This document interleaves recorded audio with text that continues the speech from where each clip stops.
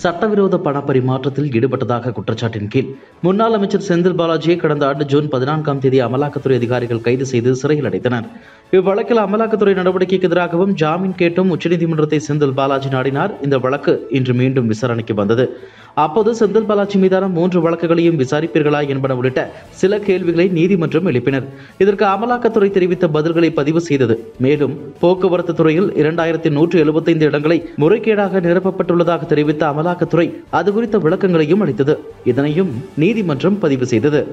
சமீபத்தில் 78வது சுதந்திர தின விழாவை ஒட்டி சென்னை கிண்டியில் உள்ள ஆளுநர் மாளிகையில் நடந்த தேநீர் விருந்தில் முதல் முறை காட்சிகள் மாறின. அமைச்சர் ஏவா வேலு, அண்ணாமலை இருவரும் சில நிமிடங்கள் தொடர்ந்து பேசியதாக தகவல்கள் வெளியாகின.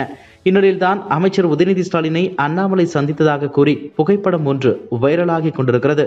அதில் காரில் இருந்து இறங்கி இருவரும் கீழே நிற்கின்றனர்.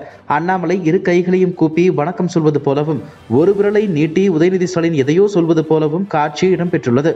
இப்படியான உரையாடல் நடப்பதற்கு வாய்ப்பே இல்லை. நிச்சயம் ஏஐ தொழில்நுட்பம் மூலம் வெட்டி ஒட்டி உள்ளனர். அப்படியே உண்மையாக இருந்தால் உதயநிதி ஸ்டாலினின் செய்கைக்கு சர்ச்சையில்தான் சிக்குவார் என்றெல்லாம் நெட்டிசன்கள் பதிவிட்டு வருகின்றனர். இது தொடர்பாக பாஜக மாநில துணைத் தலைவர் கருநாகராஜன் விளக்கம் அளித்துள்ளார். முன்னதாக செய்திகளிடம் பேசிய அவர், அதெல்லாம் காமெடியான படம், எடிட் பண்ணி தப்பா போடுறாங்க, இன்னும் வைரல் பண்ணாங்கன்னா கம்ப்ளைண்ட் தான் பண்ணணும். 2 பேரும் வணங்குறது, ஒருத்தரை ஒருத்தர் சந்திக்கிறது அரசியல்ல தப்பு கிடையாது. பொது இடங்கள்ல 2 தலைவர்கள் சந்திக்கும் போது எவ்வளவு பெரிய எதிரான கருத்துக்கள் கொண்டவராக இருந்தாலும் கூட ஒருத்தருக்கு ஒருத்தர் மகிழ்வோடு நட்பு பாராட்டி பேசுவது, கை கொடுப்பதோ தவறு கிடையாது. இது நம்ம கலாச்சாரத்திற்கு எதிராக போகல, அதை தவறாக சித்தரித்து போடுவதுதான் தவறு என்று கருநாகராஜன் தெரிவித்தார்.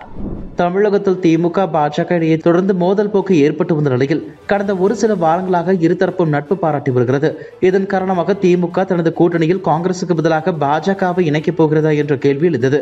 ஆனால் இந்த தகவலை முதலமைச்சர் ஸ்டாலின் மறுத்த நிலையில் தமிழக பாஜக எம்எல்ஏ வானதி சீனிவாசன் முதலமைச்சர் ஸ்டாலினை சந்தித்து பேசியுள்ளார். பாஜக தேசிய மகளிர் அணி தலைவரும் கோவை தெற்கு தொகுதி சட்டமன்ற உறுப்பினருமான வானதி சீனிவாசன் சென்னை தலைமை செயலகத்தில் தமிழக முதலமைச்சர் மு க ஸ்டாலினை சந்தித்து தொகுதி சம்பந்தமான கோரிக்கை மனுக்களை வழங்கினார். இதனைத் தொடர்ந்து செய்தியாளர்களை சந்தித்த அவர், கோவை மாவட்டத்திற்கான மாஸ்டர் பிளான் ஈரோடு, திருப்பூர், நீலகிரி மாவட்டங்களை உள்ளடக்கியதாக இருக்க வேண்டும் எனவும் கோவை தெற்கு தொகுதிக்குட்பட்ட கோரிக்கை மனுக்களையும் முதலமைச்சரிடம் வழங்கியிருப்பதாக தெரிவித்தார்.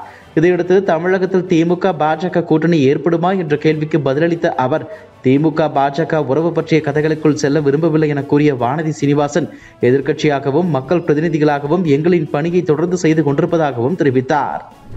கலைஞரின் கனவு இல்லம் திட்டத்திற்கு யாராவது லஞ்சம் கேட்டால் ₹1 கூட தராதீர்கள் என அமைச்சர் துரைமுருகன் தெரிவித்துள்ளார். ஒரு வீடு கட்ட அரசு 3.5 லட்சத்தை ஒதுக்கும் நிலையில் சிலர் ₹10,000 லஞ்சம் கேட்பதாக தகவல் வருகிறது. யாராவது லஞ்சம் கேட்டால் புகார் அளிக்க வேண்டும், அவர்கள் மீது நடவடிக்கை எடுக்கப்படும். பேரம் பேசி வாங்குவதை விட பிச்சை எடுக்கலாம் என லஞ்சம் கேட்பவர்களுக்கு அமைச்சர் துரைமுருகன் கண்டனம் தெரிவித்துள்ளார். உரிமை தொகை பெறாதவர் பட்டியலை தயாரித்து அவர்களுக்கும் விரைவில் உரிமை தொகை வழங்கப்படும் என்றும் அமைச்சர் துரைமுருகன் கூறியுள்ளார்.